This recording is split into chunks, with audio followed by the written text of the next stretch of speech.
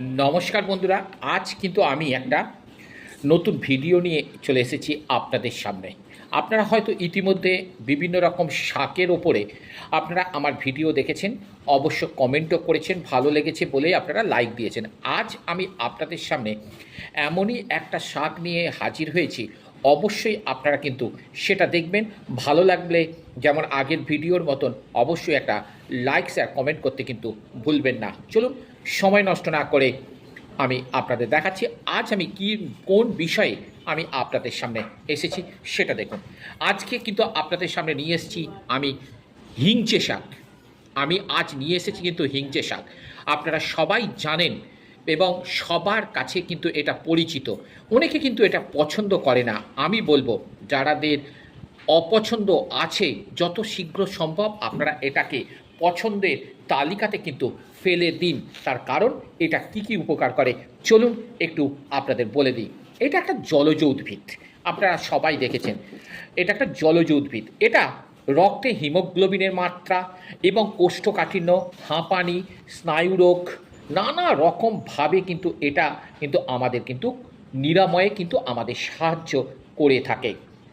এতে আছে ক্যালসিয়াম, এতে আছে আয়রন, এতে আছে ভিটামিন এ, ভিটামিন সি। এছাড়া এতে কি আছে না, যা আমাদের হাড় কে মজবুত এবং ক্ষুধা মন্দা দূর করতে এটা কিন্তু বদ্ধপরিকর। এছাড়া যাদের অ্যাসিডিটি আছে এবং যাদের বুক জ্বালা করে, যাদের চোঁয়া চোঁয়া ঢেকুর দিয়ে থাকে, তারা কিন্তু মানে এইগুলোকে থেকে মুক্তি পাওয়ার জন্যে অবশ্যই তাদের কিন্তু এই শাকটাকে কিন্তু আপনাদের অবশ্যই কিন্তু খেতে হবে। এটাকে আমরা বলি হিংচে শাক বা অনেকে বলে হেলেঞ্চা শাক। তা এটা আবার কি করে থাকে, যাদের অরুচি আছে, মুখে কিছু ভালো লাগছে না, তারা কিন্তু এটা খেতে পারেন।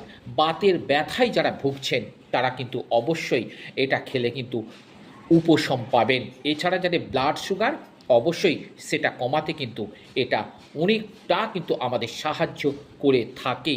তবে অবশ্যই সব কিছু ব্যবহার করার আগে ডাক্তারের পরামর্শ নেবেন। কিভাবে খাবেন, কতটা খাবেন, সেটা কিন্তু ডাক্তারবাবু বলে দেবেন। তবে আমার একটাই বলার উদ্দেশ্য, এটা কি উপকার করে সেটা আমি আপনাদের সামনে তুলে ধরলাম। অবশ্যই আপনারা কিন্তু পরবর্তী যে ভিডিওটা আমি নিয়ে আসব, অর্থাৎ পরের যে ভিডিওটা কোন শাকের ওপরে, অবশ্যই আমার চ্যানেলটাকে আপনারা সাবস্ক্রাইব করে রাখুন সে পরবর্তী ভিডিওর জন্যে। চলুন আজ এই পর্যন্ত।